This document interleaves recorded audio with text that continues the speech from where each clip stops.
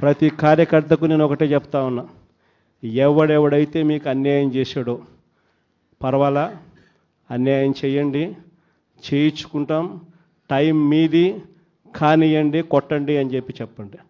ఆడు ఎవడు ఏం చేస్తా ఉన్నాడో పేరు రాసుకోండి.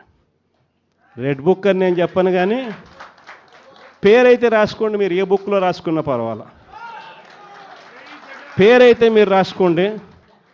దాని తర్వాత మాత్రం అన్యాయం చేసినోనికి సినిమా మాత్రం మనం చూపిస్తామని చెప్తాను.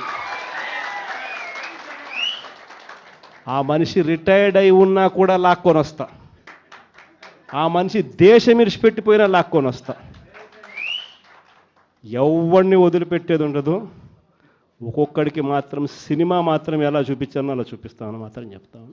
ఖచ్చితంగా వీళ్ళు ఏదైతే నాటుతున్నారో, ఏదైతే ఇత్తుతున్నారో, ఇది రెండింతలు వీళ్ళకి పండే కార్యక్రమం కూడా జరుగుతుందని మాత్రం ప్రతి కార్యకర్తకు గట్టిగా చెప్పండి. ఎందుకనంటే ఈరోజు రాష్ట్ర వ్యాప్తంగా ఇదే జరుగుతూ ఉంది. ఒక్కొక్కని కథ వింటూ ఉంటే నిజంగా మనసుకు బాధ కలుగుతుంది.